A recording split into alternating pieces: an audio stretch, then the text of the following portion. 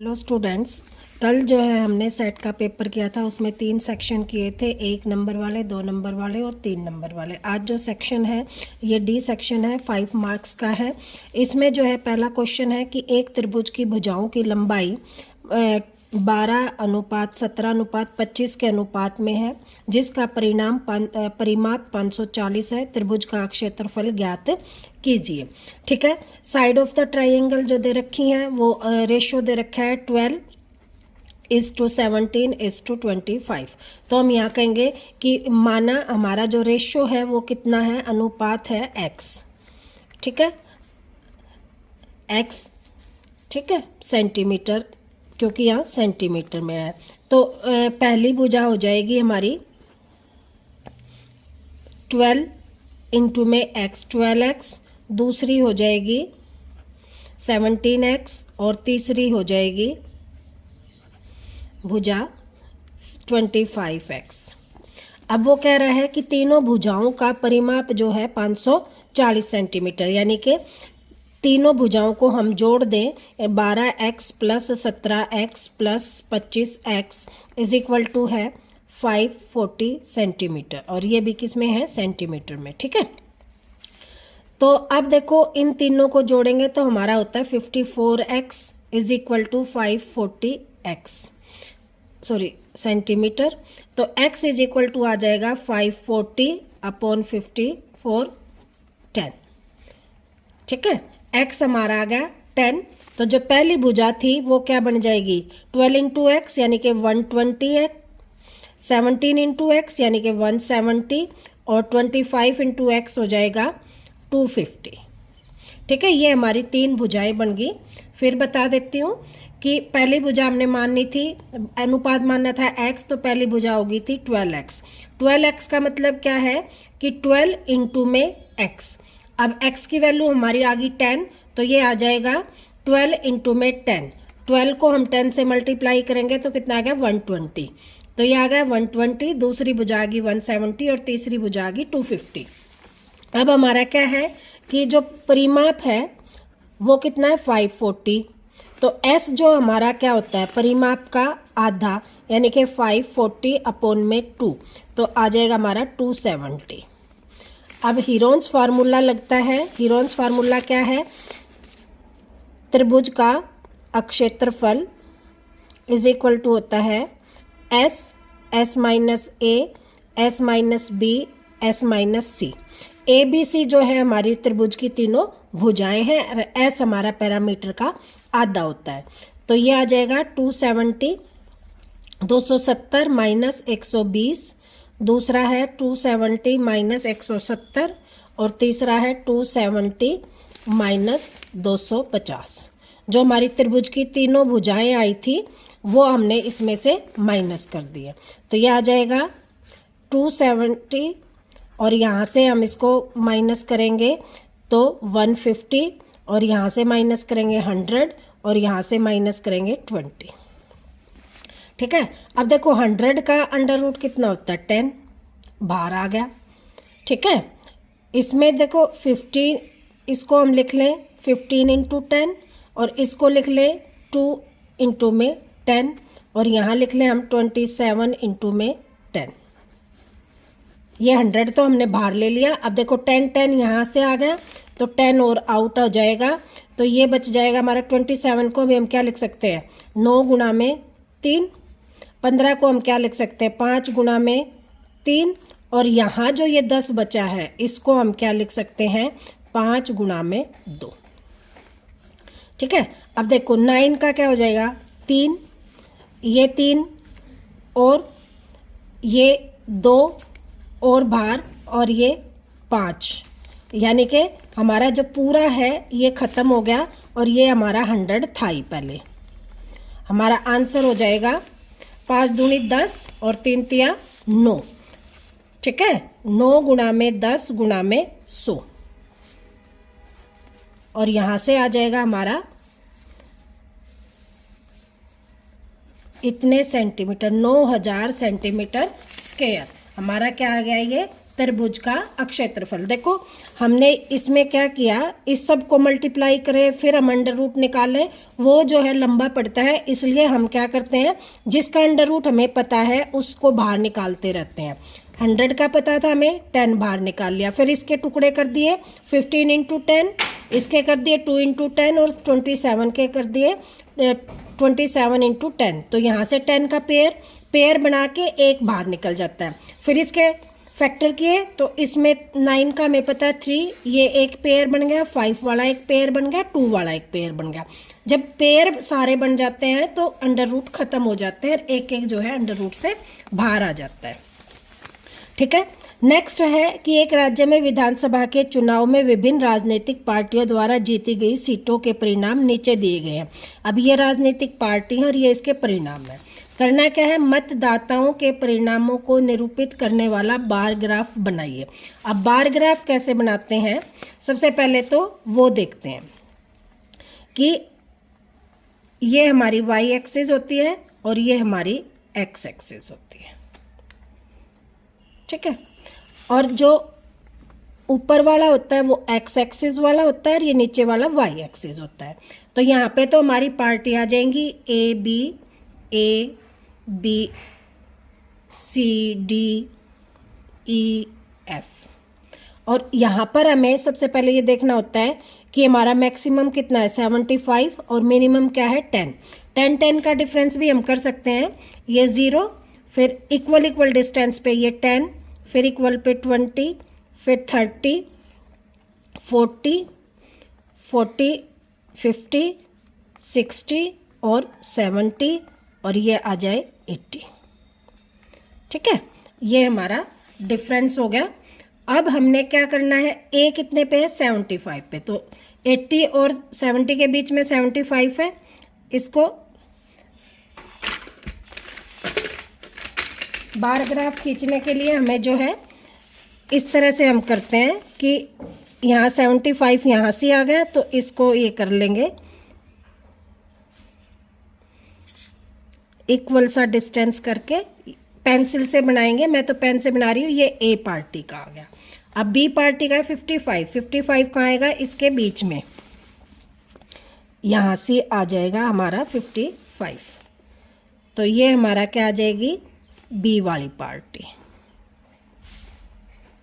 ठीक है, उसके बाद सी का है 37 कहाँ आएगा, यहाँ से आ जाएगा 40 से थोड़ा सा नीचे, तो ये हमारा क्या आ जाएगा 37। ये हमारा सी वाली पार्टी आ गई। फिर ई क्या है 10 तो बिल्कुल ही नीचे है, तो ये हमारा क्या आ जाएगा,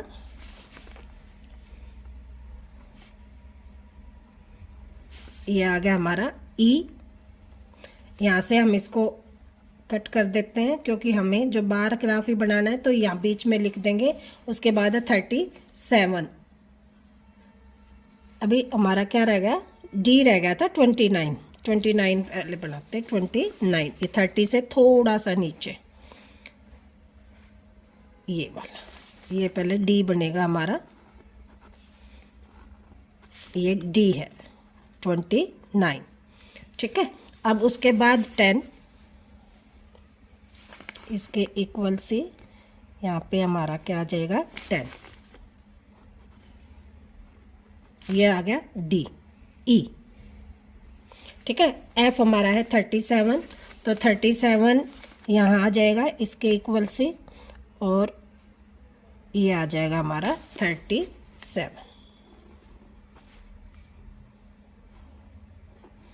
एफ। तो ये आ गया हमारा बार ग्राफ।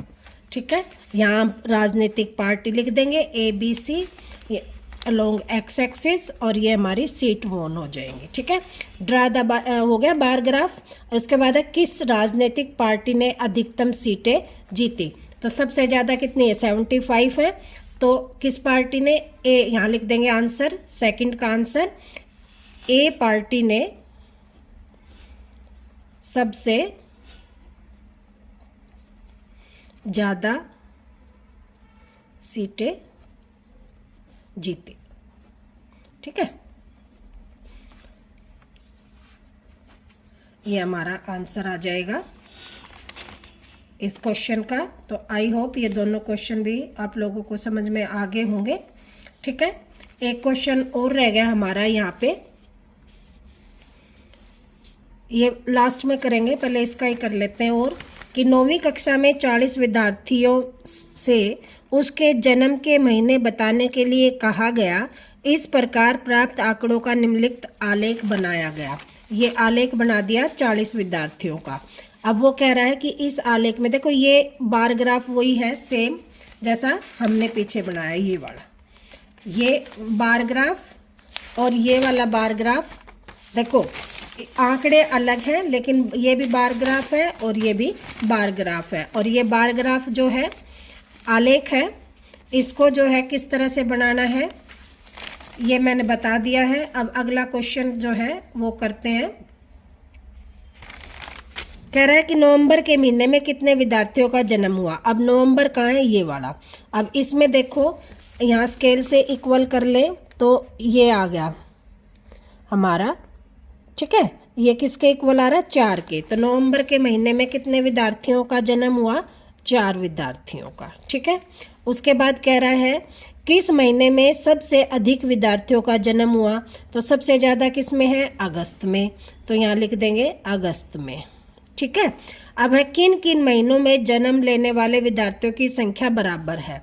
अब देखो, एक तो यहाँ पे भी 4 है, कौन सा, फैब, फिर अक्टूबर, नवंबर, दिसंबर। फैब, अक्टूबर, नवंबर, दिसंबर। ठीक है, इनमें क्या है कि सेम है।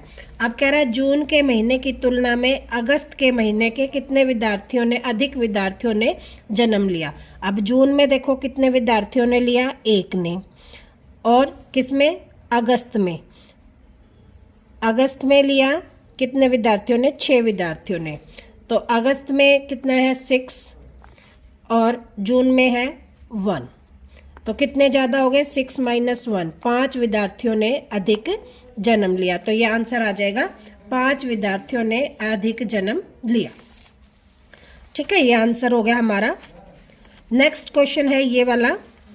नीचे दी गई आकृति को देखकर निम्न प्रश्नों के उत्तर लिखिए। इसमें देखो आकृति में देखो, सबसे पहले कह रहा है कि बी के निर्देशांक। अब बी पॉइंट कहाँ है, ये वाला जो है बी पॉइंट है। इसके निर्देशांक क्या हो जाएंगे, -5 और 2। -5 x का है, x वाले को पहले लिखते हैं, ऊपर वाला y वाला 2 उसको बाद में लिखते हैं। तो ये आ गया हमारा -5 और 2। अगला है निर्देशांक -3 और -5 किसके द्वारा दिखाया गया है। -3 और ये -3 और -5, ये वाला है क्या पॉइंट है, ये H के द्वारा। H ही होगा, देख लेना, H ही दिख रहा है मुझे तो। फिर है D का भुज ज्ञात कीजिए। भुज होता है x एक्सिस। अब D पॉइंट ये है, इसका x एक्सिस कहाँ है, ये है। तो D का भुज हो गया हमारा 6। ठीक है, L के निर्देशांक। अब L ये है, तो L के निर्देशांक क्या है, देखो ये यहाँ पे है, तो x का तो 0 है और y के 5 है। तो L का निर्देशांक हो जाएगा 0 और 5। ये आंसर हो जाएगा। ठीक है, लास्ट क्वेश्चन इसका, ये क्वेश्चन है, ये पहेली दे रखी है, इसको पजल है, इस पजल को सोल्व करना है। इस पजल को सोल्व करने के लिए देखो सबसे पहले हमें ये पॉइंट दे रखे हैं कि x - y = है -1 के। इक्वेशन, एक इक्वेशन ये है z + 3 = है 4 के। एक इक्वेशन ये है हमारी z - x = है 2 के। और एक यहाँ से है x + y = है -1 के। ठीक है, अब सबसे पहले इनको x y z की वैल्यू निकालनी है, हमें x y z का मान। तो यहाँ से सीधा देखो z का मान निकल जाएगा, z = क्या हो जाएगा 4, और इसको इधर लाएंगे प्लस का है तो माइनस का 3, तो z = हो जाएगा 4 - 3 = 1। तो z की वैल्यू आ गई हमारी 1। ठीक है, यहाँ रखेंगे तो 1 - x = 2, -x = 2 - 1, तो यहाँ आ गया 1, तो x = आ गया -1। x की वैल्यू आ गई -1, ठीक है। और यहाँ रखेंगे तो -1 + y = -1, तो यहाँ से y = क्या हो जाएगा -1, और इसको इधर लाएंगे +1, तो ये आ गया 0। y की वैल्यू आ गई हमारी 0, ठीक है। अब किस तरह से लिखना है कि देखो यहाँ पे हमारी जो वैल्यू है -1 है, तो यहाँ पे हम क्या लिख सकते हैं, अब इसको सोल्व करा तो हमारी z की वैल्यू आई थी 1, यहाँ 1 रख दें, और इसको सोल्व करेंगे तो x + y -1 है, तो यहाँ पर हम 0 रखें, और यहाँ पर हम क्या रख दें, x की वैल्यू -1। अब यहाँ -1 रखी हुई है, तो यहाँ पर y की वैल्यू हम क्या रख दें, 0, यहाँ पर हो जाएगा -1, ठीक है। और इसमें जो है हमारा हो जाएगा, 1 मिनट बता, ये हमारी वैल्यू निकल गई। अब इसमें रखेंगे किस तरह से कि देखो यहाँ पे हमने z की वैल्यू रखी, तो यहाँ पे हमने किसकी रख दी, x की, 1 और -1। यहाँ पे हमने y की रखी, और यहाँ पर z की, x की रख दी, यहाँ पर z की होगी, ठीक है। इस तरह से हमें 3 इस तरह से रखनी है कि ये सारे जो है इक्वल भी ना रहें, और सारों में एक एक वैल्यू सेट हो जाए, ठीक है। ये हमारा जो है लास्ट क्वेश्चन था। एक क्वेश्चन बचा हुआ है कि एक त्रिभुज का क्षेत्रफल ज्ञात कीजिए जिसकी 2 भुजाएं 8 सेंटीमीटर और 11 सेंटीमीटर है, और परिमाप कितना है 32। तो परिमाप P जो है वो 32 है। एक भुजा कितनी 8 सेंटीमीटर, पहली दूसरी भुजा है 11 सेंटीमीटर, तो तीसरी निकालनी है। तीसरी कैसे निकाल लेंगे, इसको मान लो x, तो क्या आ जाएगा 8 + 11 + x = 32, तो यहाँ से x + 18 = 32, x = आ जाएगा 32 - 18, तो इसको 19, तो ये आ जाएगा 13, ठीक है।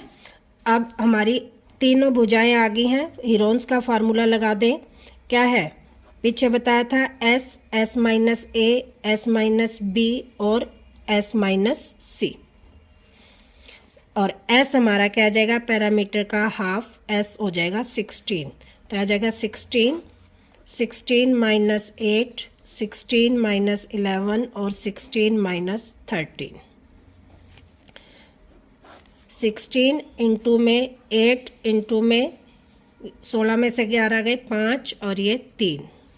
16 का क्या होता है 4, 8 को हम लिख सकते हैं 4 इंटू में 2, तो 4 का हो जाएगा 2, यहाँ आ जाएगा 2 इंटू में 5 इंटू में 3, तो ये आ जाएगा 8 दूनी 16 और अंडर रूट 5 × 15, 15 दूनी 30, 30 सेंटीमीटर स्क्वायर। ये हमारा क्वेश्चन हो जाएगा, जो लास्ट क्वेश्चन है, ठीक है। आई होप ये पेपर जो है आप लोगों को अच्छी तरह से समझ में आ गया होगा।